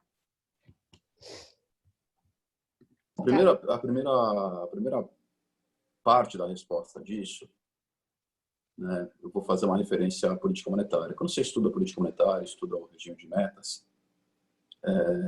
isso o problema de decisão sob incerteza. Você nunca sabe o que vai acontecer, né? Não tem, a gente se esforça, a gente compartilha aqui da filosofia de que o preço uma hora vai para o fundamento, mas pode ficar longe do fundamento muito tempo, né? Existe sempre incerteza fiscal, incerteza política, né? Então, assim, é sempre um pouco obscuro. Como o Peixoto falou, o timing de mercado talvez é a habilidade que ninguém realmente tem. Você acerta às vezes, erra outras vezes, né? O que dá para dizer, né? O que eu acho que dá para dizer, tem uma diferenciação teórica entre incerteza e risco, né?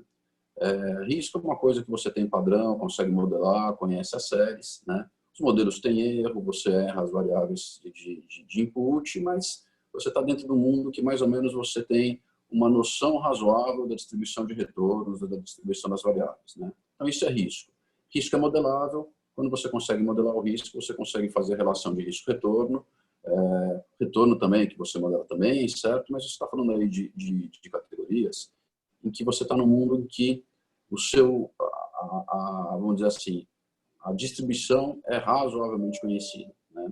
Em oposição a isso, tem momentos de incerteza. Como a gente falou, tem um momento de pânico. Quando começou a crise do Covid, a gente não sabia qual que ia ser o desenvolvimento da doença, não sabia qual que ia ser o desenvolvimento da duração da paralisação, não sabia quais iam ser as políticas compensatórias. Isso é incerteza, você não sabe nada, né? Então, na incerteza, a decisão mais correta é defender, se for o caso, ou deixar a diluição fazer uma queda na alocação nos ativos de risco, né?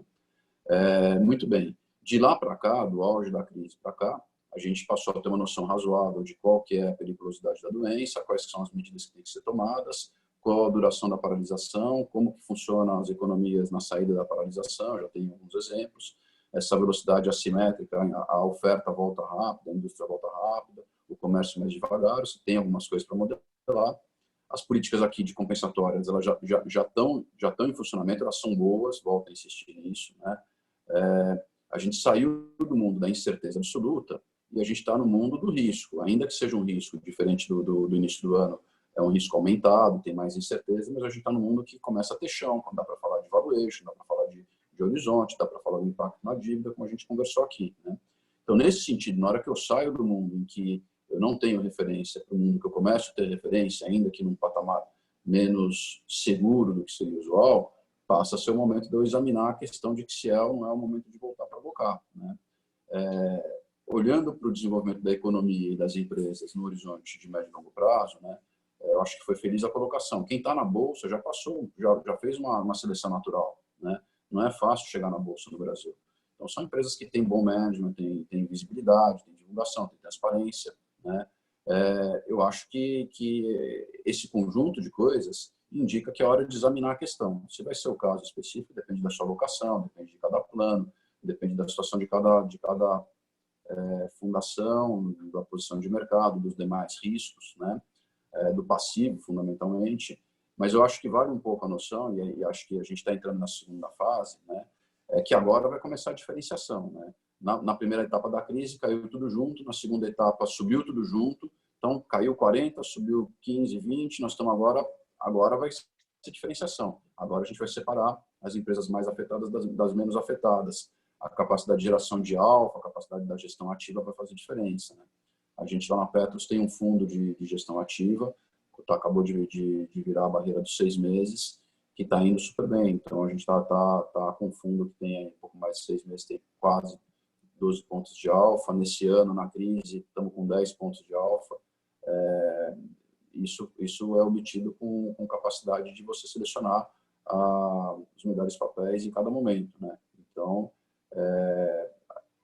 isso é indicador de que a diferenciação começa a se pagar, você consegue fazer gestão ativa e não deixa de ser um indicador de que a coisa está melhorando. Outra maneira de responder essa questão, para completar, é olhar um pouco a composição da alta da Bolsa, né? Então, no momento mais defensivo, em que as pessoas estavam mais assustadas, é o momento compra banco, compra utilities, né? Faz uns 15 dias, um pouquinho antes da virada do mês, agora com mais intensidade nos últimos 10, 15 dias, muda de novo para cíclicos, varejo, vamos lá de novo, né? Então, vende bancos, o utilities perdeu um pouco de impulso, mudou a composição, e daí tem setores que são mais ou menos afetados pelos juros, pela dívida. Então, tudo isso são indícios de que o mercado encontrou uma referência, passou a fazer conta, está trabalhando normalmente. Eu acho importante revisitar aí a questão. Os fluxos estão favoráveis, não está tendo resgate, né? É bom entender, é bom lembrar sempre que valuation é uma dimensão, mas é oferta e demanda que determina preço. Eu não estou vendo uma dinâmica que leva as pessoas a saírem da bolsa, né? O gringo já saiu, o doméstico, surpreendentemente, está tendo um comportamento super educado, as fundações não sacaram e a agenda é voltar a alocar, aumentar a alocação para repor a diluição. Então, eu acho que tem uma série de elementos que são construtivos. A resposta final disso é que a gestão é sempre incerta. A gente vai fazendo, vai testando, vai reavaliando o cenário, a informação chega, a gente reavalia, esse processo é contínuo. Acho que é um pouco nessa direção. Obrigada, Alexandre.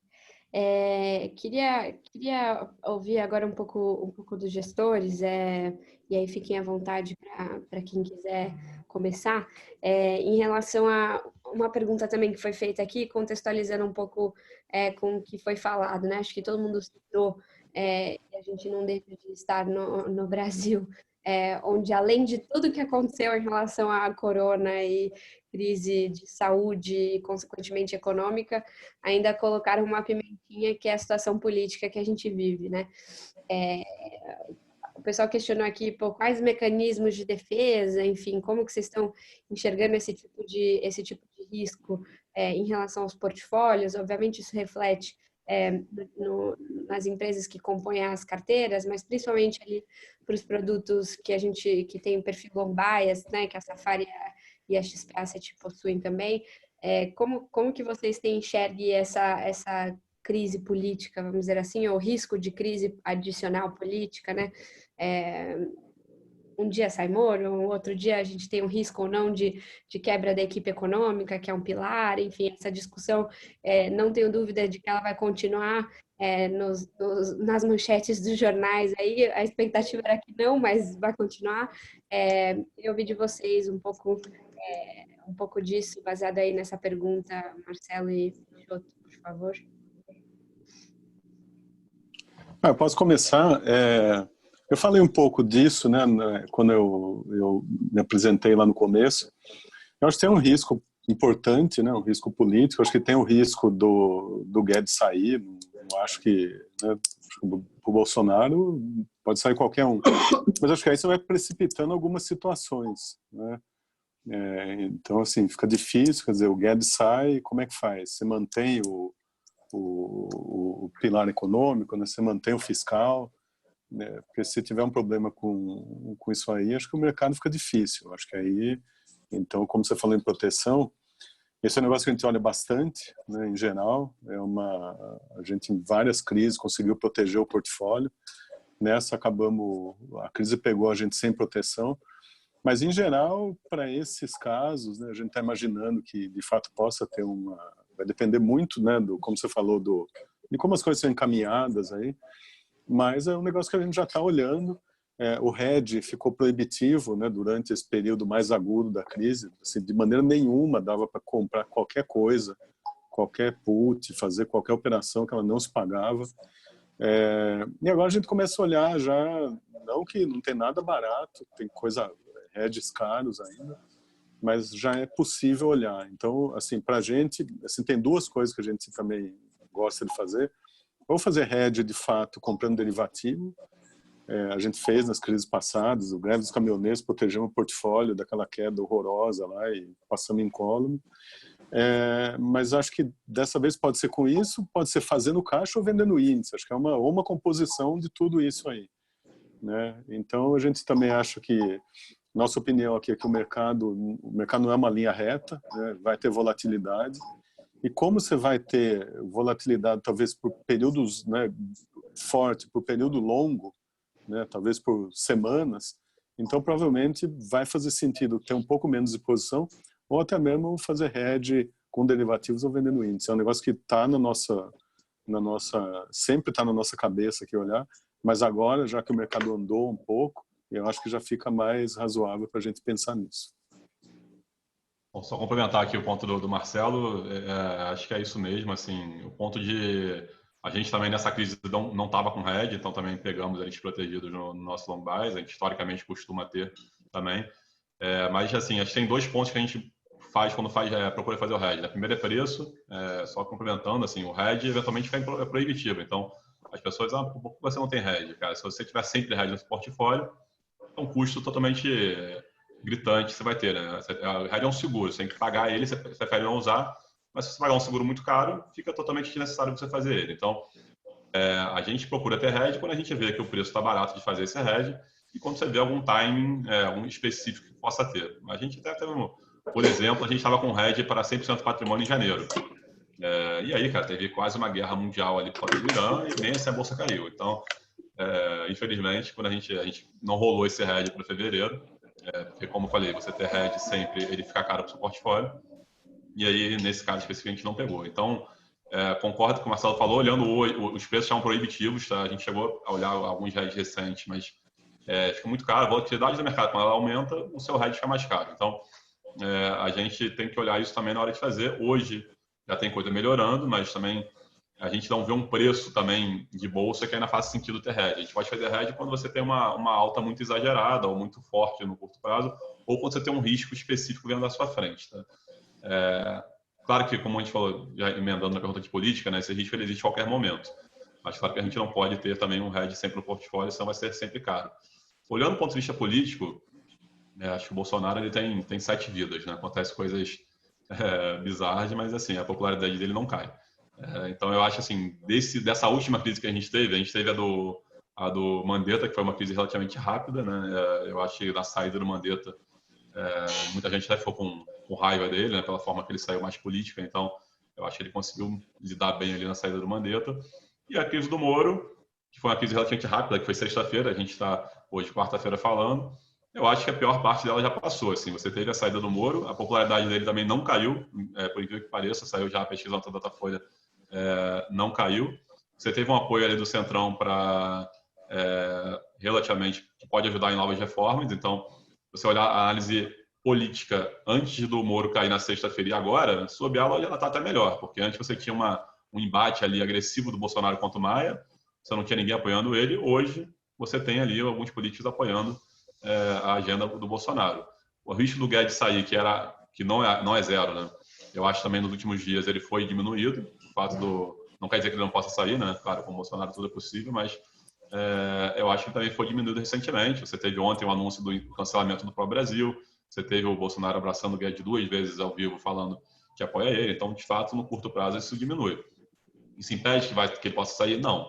Mas eu acho que, assim, olhando no curto prazo, e para fazer hedge tem que ter essa janela de mais curto prazo, me parece que o pior desse aspecto ali político ele passou, mas, claro, isso é uma coisa dinâmica que a gente pode mudar a cada momento. Então, assim, resumindo, hoje a gente também não está com hedge ainda no portfólio, dado o preço que a gente está em 80 mil pontos ainda, se a gente tivesse 100, com certeza seria uma outra análise que a gente iria levar em conta. Tá? Se puder complementar também, quer dizer, historicamente a gente, em base oportunística, a gente faz alguns hedges para o portfólio, basicamente quando tem algum evento cujo outcome é claramente binário e o preço do hedge não é proibitivo. Então a gente conseguiu passar a eleição de 2018 com um hedge significativo para o portfólio, embora ele não tenha sido usado, mas o portfólio estava 60% a 70% protegido ali no segundo semestre de 2018.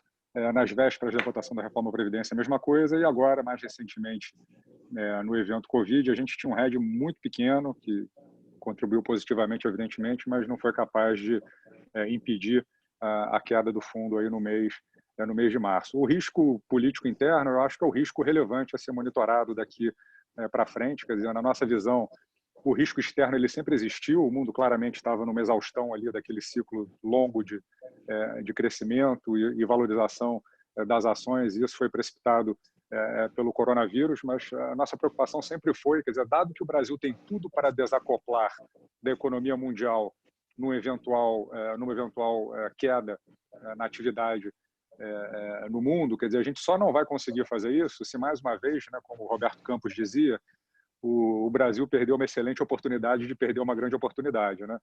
E é o que a gente está vivendo agora de novo. Então, acho que o risco político ele é o que há para se monitorar.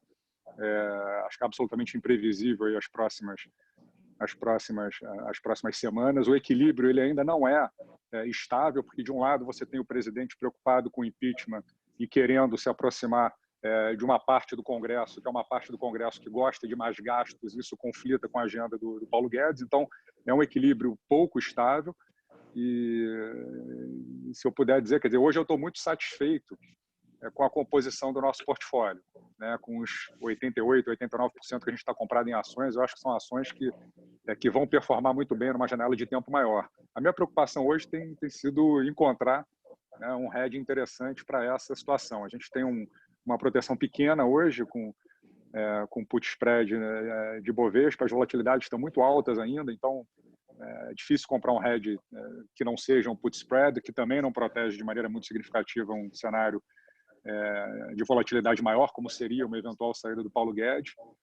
Mas o que a gente mais tem buscado hoje são essas alternativas de proteção, caso esse cenário interno menos positivo ele se materialize. Acho que isso complementaria perfeitamente ali o portfólio, que está bem comprado, está bem posicionado nas empresas. Perfeito. Perfeito. Obrigada, Pedro. A gente está chegando no tempo máximo aqui que a gente tem. Tem uma última pergunta que uma pessoa fez, e aí depois queria passar para as considerações finais, que é em relação aos papéis que se beneficiam aí do ensino à distância, né? Não sei quem de vocês gostariam de endereçar esse ponto. É uma Croton da vida, enfim. Se vocês realmente enxergam isso dado quarentena, né? Esse benefício aí, foi um papel que não performou muito bem no último mês, mas ouvi um pouco, não sei se algum dos gestores tem na carteira, enfim, o quer comentar?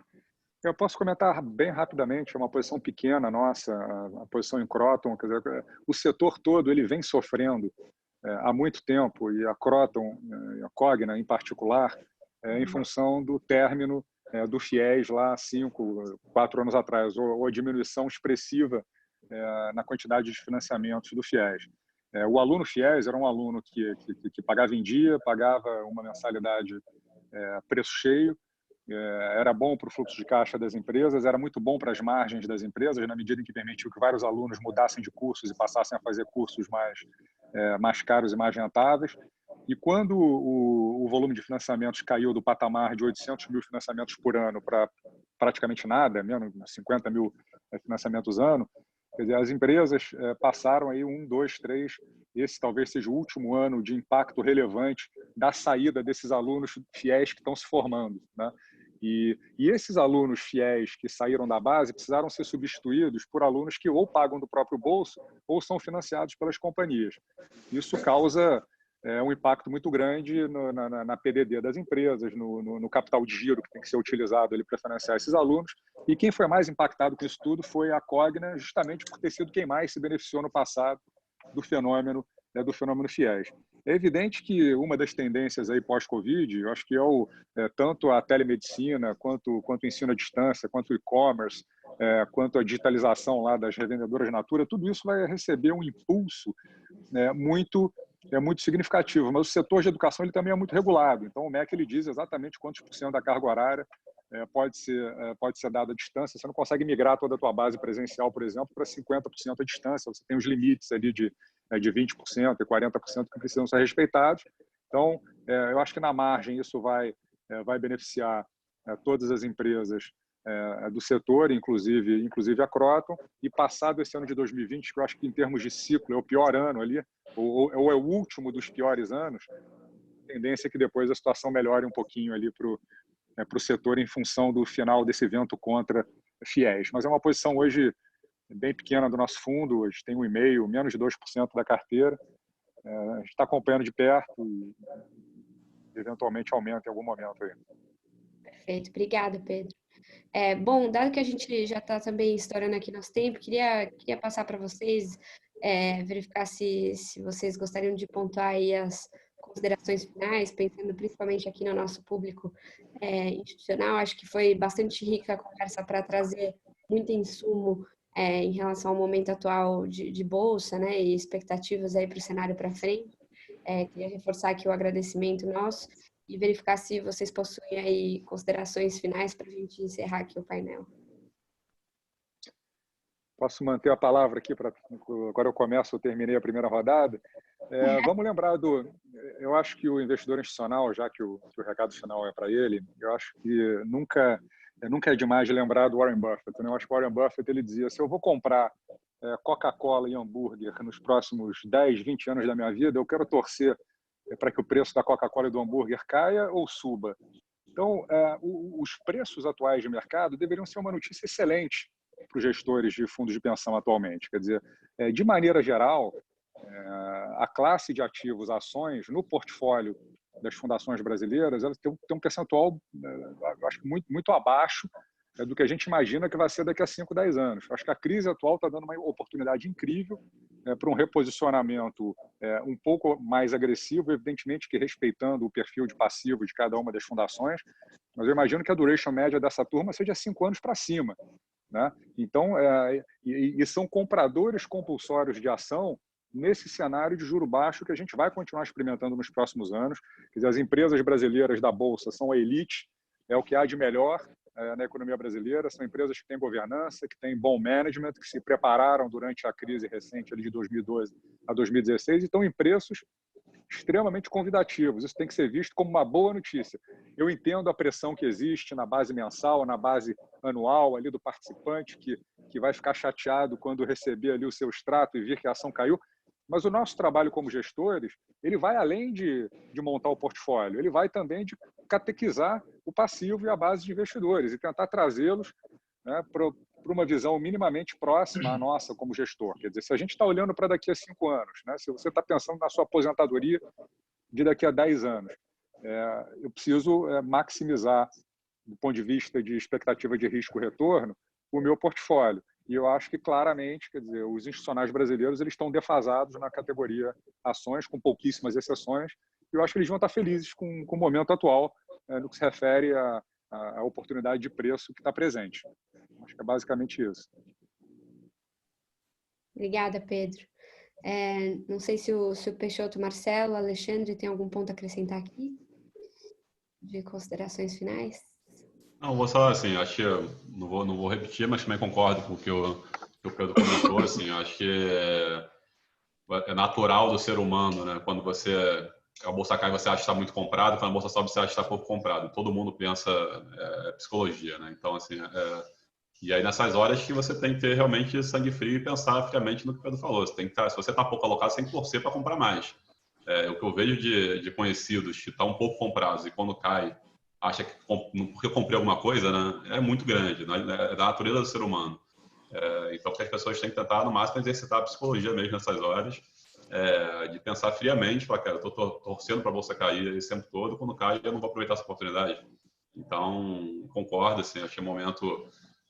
as pessoas têm que ter cabeça de, independentemente do cenário ou não, eu acho que bolsa tem que ser trabalhada assim que eu trabalho com o meu patrimônio na física, né? Você tem um percentual que você quer ter em renda variável, independentemente do cenário. E, naturalmente, se a bolsa cair, você diminui esse percentual, você tem que aumentar a sua alocação.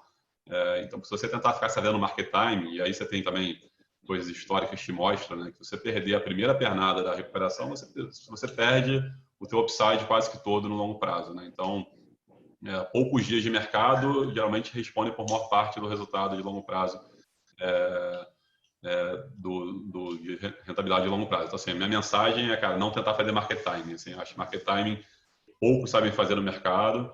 Acho que a maioria dos gestores de ações são fundamentalistas de longo prazo.